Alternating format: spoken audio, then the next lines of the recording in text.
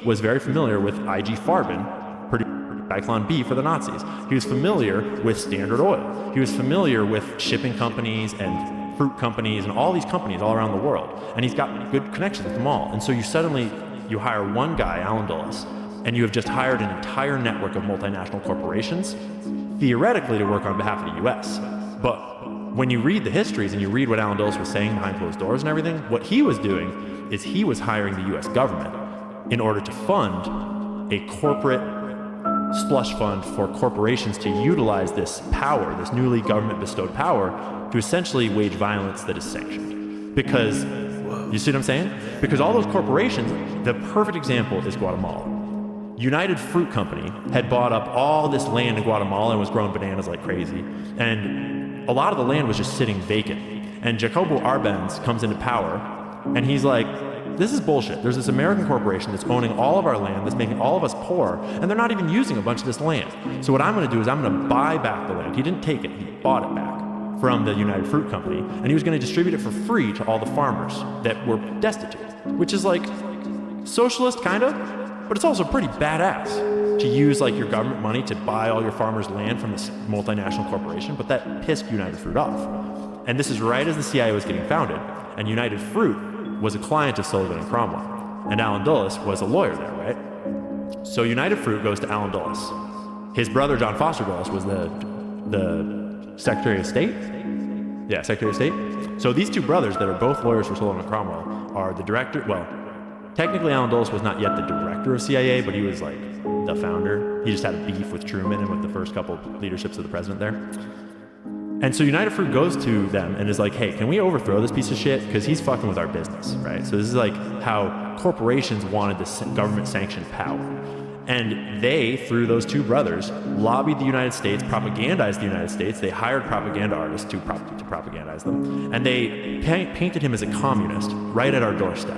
And then the CIA went in and through a series of kind of somewhat botched attempts called PB Success and Operation Success and Operation PB Success, they overthrew the government of Guatemala and they ousted him. They bombed Guatemala City and they got rid of him and they put in their own dictator that started 30 years of absolute devastation and like military rule and just death marked, like really dark shit that basically tore Guatemala apart on behalf of United Fruit.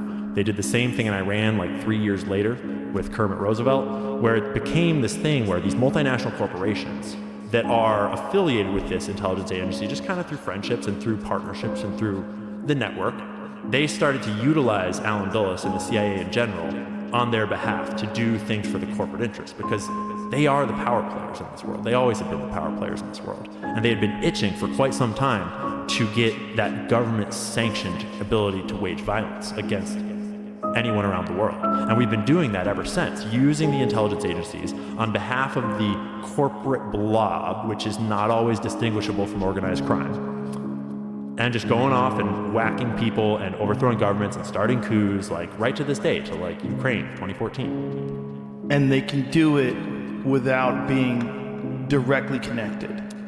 So yeah, the concept just like of the US plausible agency. deniability. That's the whole point, Yes. is you want to set it up in a series of shells, and the darker it is, the more you have to kind of separate it, so that when Jeffrey Epstein goes down, no one knows who he worked for. Right. He worked for intelligence, and I was told to leave him alone. Right. And so you're left to speculate who he worked for, and that's why we are left to rely on sources like Whitney Webb, who's done sort of the definitive dig, because they won't fucking tell us, because a bunch of them are blackmailed. Yeah. And it's not like it's literally a cabal of shadowy dudes around one table. It is just an alignment of many different interests, different families, different corporations, different bankers, or organized crime groups, all sort of playing games for power. And these guys have that much power and those guys have that much power, and interests tend to align. Like the general vibe in the corporations will probably align with the vibe of the bankers, and their vibe will probably align a fair bit with some of this organized crime stuff. And we'll fund this terrorist organization, Mujahideen, until it's not convenient anymore. And then we'll actually use them as a patsy to go to war, because there's terrorists over there, god damn it. Right? And they've gotten quite good at kind of weaving those narratives through their operations, that they've either covered up or exposed what they wanted to in various ways to kind of steer our narrative around what we know. But when you actually read the history, it's like, holy shit. It's crazy. how much. Did you ever has read gone on. Smedley Butler's War is a Racket? Yeah, dude. So that was 33. So in 33, it was still going on like that, and he was waking up to it as he was leaving his military career. Do you know about the business plot, James? about what they tried to do with him? No. Oh, yes, I do. The No, Nazi, yeah, he the wanted Nazi to take coup? over the country. No, Yeah. he saved the country. from Right, it. but not that he Yeah, all wanted the to. industrialists They wanted him to be a part Yeah, of. there's taking almost over a the Nazi country. coup in the 30s where we almost got taken over by our own military and became Nazis because Prescott Bush and a bunch of his other buddies were on Team Nazi. And it's because they were all funding the Nazis and they wanted us on that team. And they tried to recruit Smedley Butler to be the lead of this. Yep. And take over the country. I suspect, I'm always kind of forming my understanding research by research, but I suspect that it was World War I where they realized how much power you can have if you're funding both sides of a war. Look at this quote. I spent 33 years in active military service, and during that period, I spent most of my time as a high-class muscle man for big business, for Wall Street and the bankers.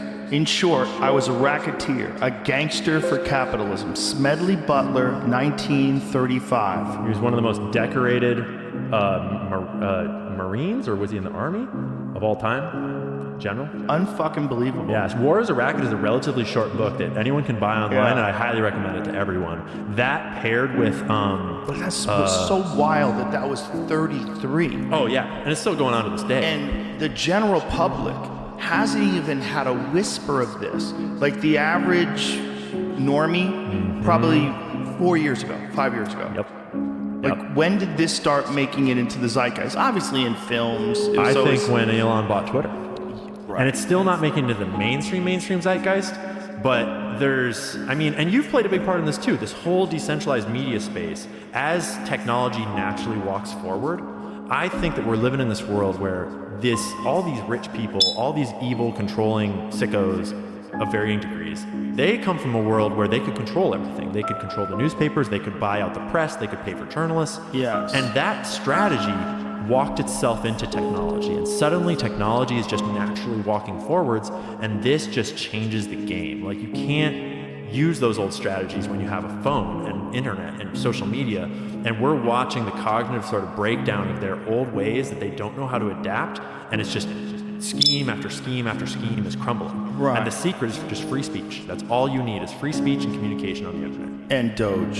Yeah. Doge is how you actually go after it. But you need someone who's pretty balls out. Oh, yeah. You need a guy like Elon that has... I was glad that Elon said the stuff about assassination on the podcast the other day, because that needs to be said, is that they are taking great risk. Even Pam and Cash, all of them, are taking great risk to do this. And it would not be the first time that someone's spouse had been whacked, or someone's kids had been threatened, or they'd created a scandal. Like, do you know about the scandal of the Chappaquiddick Bridge with Chappaquiddick with Ted Kennedy? It was, right? Yeah.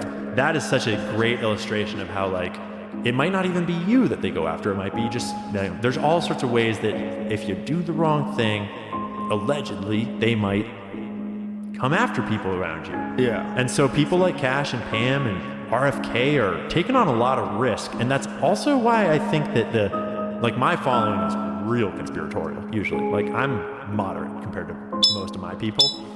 And there's a lot of suspicion of these guys right now of they must already be controlled if they can even get in there. It's I don't know if I don't know that. about that, because I don't buy that. I used to think, well, listen, I think there's definitely some manipulation of voting. Okay? I'll say that. Oh, yeah, that's the holy grail you can't say, dude. Yeah, I say it. I say it because I think, listen, at some level, for sure. Now, let's talk about the Hunter Biden laptop. Yeah. Now, when you have 50